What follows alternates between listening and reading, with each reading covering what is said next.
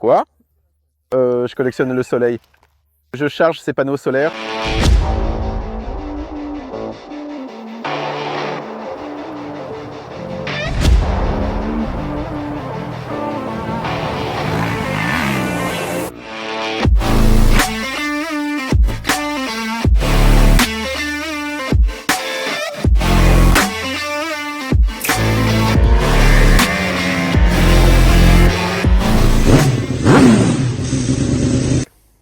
Salut, c'est moi Andrzej. Et voici mon modéliste de moto préféré, Dariusz Małkiewicz. Bonjour, salut, c'est moi Darek. Darek, c'est moi, je vais le raccourcir pour qu'on puisse atteindre le rivage plus vite. Tu tiens des salons de moto, des ateliers de réparation moto, une équipe de course. Est-ce que j'ai oublié quelque chose? Je crois que c'est tout. J'ai tout oublié? Non, tu as tout mentionné? Justement, mais commençons par le début. Comment on en arrive à faire tout ça petit à petit? Parce qu'on en arrive toujours là, à travers les motos. Oui, à travers les motos, tu rencontres des gens grâce aux motos. Ces gens t'entraînent, puis tu fais la connaissance d'autres personnes. Ces personnes ont leurs propres besoins, et ainsi de suite, ça s'enchaîne. Et pour toi, comment tout ça a commencé? D'où viennent les motos dans ta vie, au juste? Eh bien, les motos ont toujours été là, sûrement comme pour beaucoup de motards, depuis que je suis tout petit. Et puis, quand j'ai eu des motos plus sérieuses, je me suis dit que ce serait quand même bien si je savais les réparer moi-même. Donc c'est de là que tout est parti. Et ta toute première moto à toi? Ma première moto, c'était une Romette, une à 2 vitesses. Je me souviens que mon père me l'a achetée à un de ses amis. À l'époque, c'était une période où on ne pouvait rien acheter de neuf, alors il m'en a trouvé une avec de grandes roues. Bien sûr, toute la bande du quartier roulait en motorincasse, et moi, j'avais une Romée. Je n'étais pas vraiment content, mais au moins j'avais quelque chose, et puis j'étais le plus rapide sur la Romette. Voilà, il avait les plus grandes roues, donc forcément il était le plus rapide. À l'époque, tu ne savais sûrement rien sur les rapports de transmission. Je ne savais rien sur les rapports de transmission. Je savais juste que mon père m'avait dit de rouler d'abord en première, et de surtout ne pas passer la deuxième, parce que ce serait trop rapide. Ensuite, il y a eu une petite pause quand je suis passé au vélo. Mais j'étais toujours attiré par les motos. À cette époque, de plus en plus de motos japonaises commençaient à apparaître sur notre marché. Et tout menait déjà à ce que je m'achète une moto japonaise. Et c'était une Honda CBR 600. C'était ma première vraie moto. D'accord. Et le sport? Parce que le sport aussi a toujours fait partie de ta vie, une certaine activité physique. À quel moment le sport s'est-il mêlé aux motos pour toi? En fait, le sport aussi depuis l'enfance.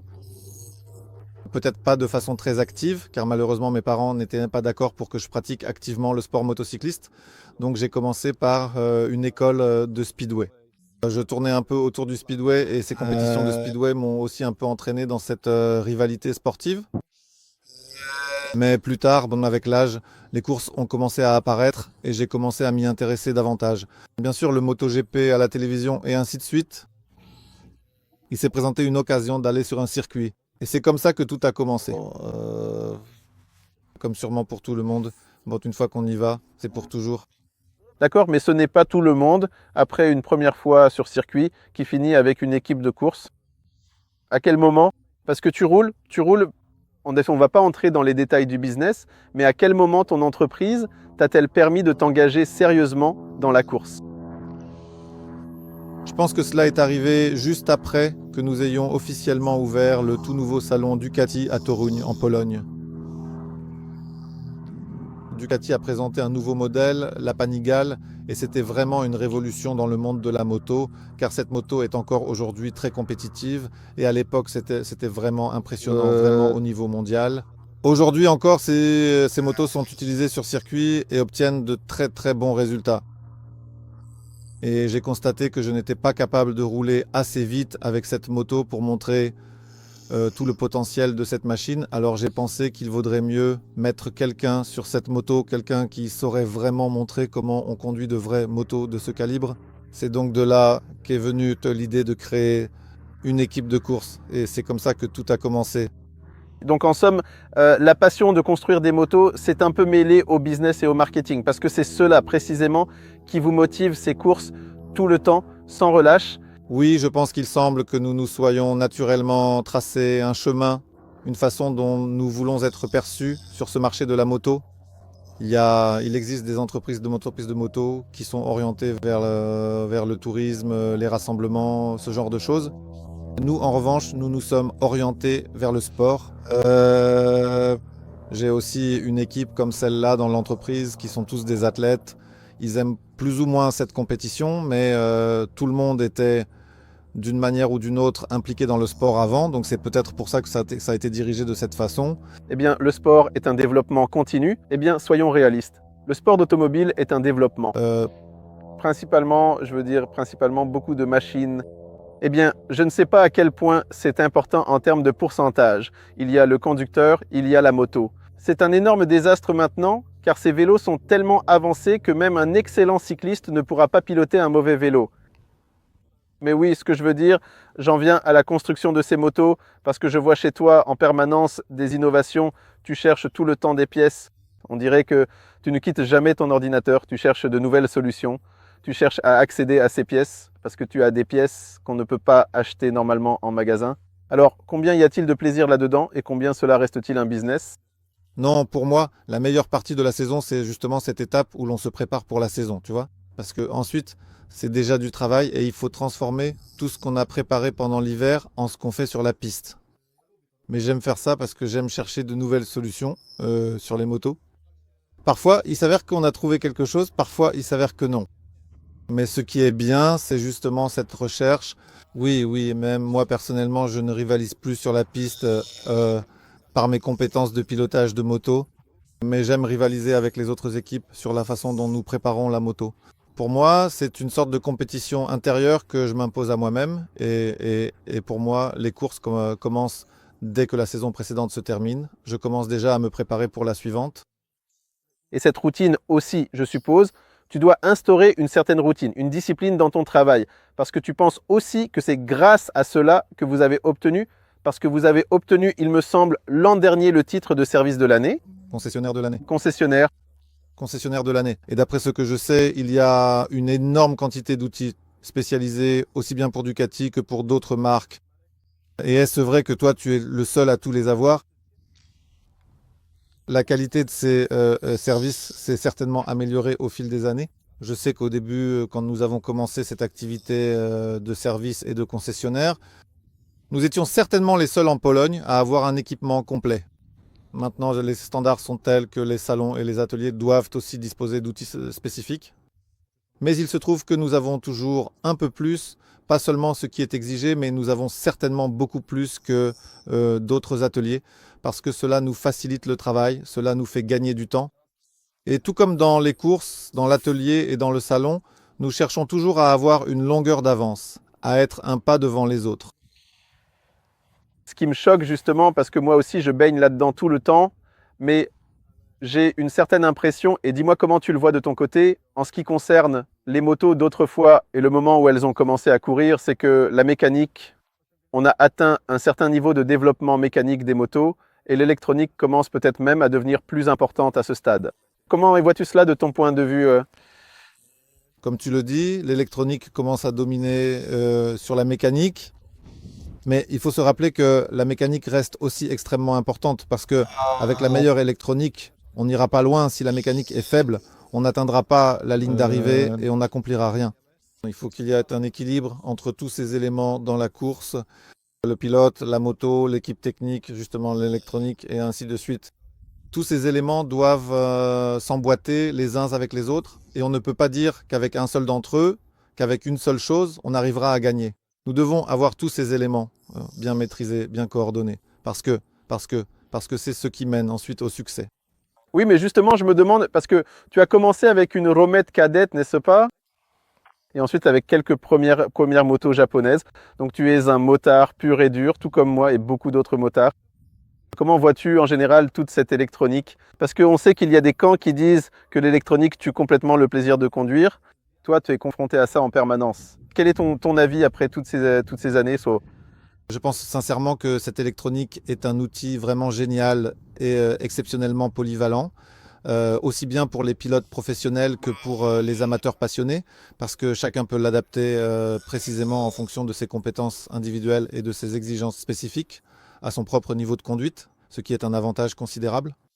Et je pense que, d'accord, mais là, il y a des motards vraiment radicaux qui n'acceptent absolument pas l'électronique moderne. Mais il me semble qu'une telle discussion approfondie et constructive devrait impérativement avoir lieu après un test très complet et minutieux. Comme roulent les pilotes professionnels qui conduisent avec ou sans électronique, parce que sinon, selon moi, il est difficile de déterminer si cette électronique aide ou non. Pour un conducteur amateur ordinaire, il me semble qu'en réalité, cela ne le gêne en rien. Parce que justement, la question fondamentale maintenant, c'est est-ce que l'électronique conduit à la place du motard? Tu as accès à toute la télémétrie. Tu vois comment tout cela fonctionne. Peut-on dire que la moto roule à la place des motards? Non, certainement pas.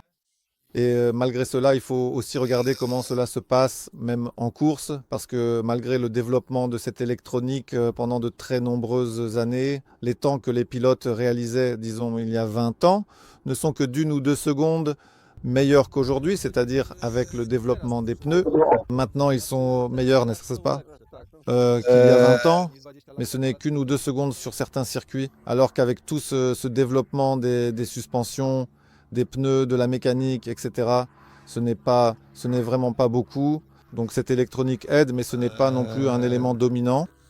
Mais le caractère de la moto peut changer radicalement, parce que nous parlions du V4. Tu as roulé dessus? Oui, la V4S, où le moteur est le même, la mécanique est la même, mais la calibration du moteur est complètement différente, et soudain, c'est une machine totalement différente sous la poignée. Eh bien, regardez la Panigale V4 par exemple. Vous avez la Panigale V4 et la V4R, la même électronique, en fait, mais deux motos différentes. Alors là, comme si la mécanique comptait aussi. Il y a un arbre plus léger, le vélo change de vitesse plus facilement, tourne un peu plus, et ce vélo était automatiquement plus facile à conduire en R qu'en V4, n'est-ce pas? Ducati. Eh bien, j'ai parlé aux ingénieurs de Ducati il y a quelques jours. Ils disent que le nord de l'Italie est un peu un centre de développement de cette électronique. Toi aussi, tu vois différents systèmes, parce que tu as été confronté à différents systèmes. Maintenant, vous avez un système complètement différent pour la Panigale V2, pour le championnat d'Italie. Penses-tu vraiment que les Italiens dominent dans ce domaine? Oui, les Italiens dominent. En fait, tous les composants de course essentiels dont nous avons eu absolument besoin pour construire cette moto de compétition au cours de ces 4 ou 5 dernières années, nous les avons tous obtenus directement d'Italie, notre fournisseur principal. C'est là qu'il y a le plus de spécialistes en électronique, le plus d'équipes de course. Et il y a aussi un super système qui me semble avoir été créé là-bas. Je ne sais pas exactement comment cela fonctionne, mais c'est de là que viennent le plus de gens, les meilleurs spécialistes. Ensuite, ils montent dans des catégories de plus en plus élevées, ils acquièrent de l'expérience et comme tu le dis, l'Italie est un pays où... Et c'est vraiment intéressant. Tu sais, je ne sais pas si tu étais au courant que lorsque Lenovo est entré en MotoGP, ce n'était pas seulement une question d'argent, mais que cela devait aussi accélérer le développement de l'électronique. Tu le savais, toi, ça? Non. C'est surprenant, non? Qu'une marque mondiale de ce calibre voit un potentiel dans le développement de l'électronique pour motos. C'est cool. Parce que parfois, bien qu'on a aussi l'impression que ce genre d'approche extérieure venant de différentes entreprises qui ont de l'expérience dans un certain domaine stimule aussi ces courses et le niveau de ces compétitions. Parce que si seuls les motards restaient focalisés sur quelque chose, cela pourrait par exemple ralentir un peu ce développement alors que des personnes extérieures peuvent apporter de nouvelles solutions, de nouvelles idées. Et il me semble que c'est aussi ce qui s'est passé avec Lenovo. Je suis curieux de voir où cela va mener parce qu'un soir, lors d'un dîner, j'ai lancé l'idée « et si on parlait d'intelligence artificielle dans les motos ?» Et là, ils se sont soudainement tus d'une manière étrange. On en avait déjà parlé un jour, que probablement un jour, on viendra sur le circuit et tu diras « l'avant décroche, l'arrière glisse ». Et quelques instants plus tard, tu auras des réglages prêts. La moto dira « tranquille, tranquille, je vais m'en occuper ». Mais vous conduisez probablement encore beaucoup de motos analogiques pour le plaisir, non? Oui, oui. Eh bien, je conduis beaucoup de motos sans aucune électronique, de véritables supermotos tout-terrain qui ont un minimum d'électronique, vraiment très peu d'électronique. C'est un vaste monde à appréhender, il me semble. Parce que toi comme moi, on aime l'électronique, on veut l'explorer. Parce que c'est un peu intriguant de voir à quel point cela change les motos. D'un autre côté, on veut aussi préserver autant que possible cette conduite mécanique. Ça fait énormément de travail, Darek. Oui, il y a beaucoup de travail, mais c'est agréable. Justement, c'est bien qu'on ait le printemps et je pense qu'on se verra bientôt sur le circuit. J'espère que tu trouveras le temps. J'espère que toi aussi. C'est entendu, on a rendez-vous. Merci beaucoup.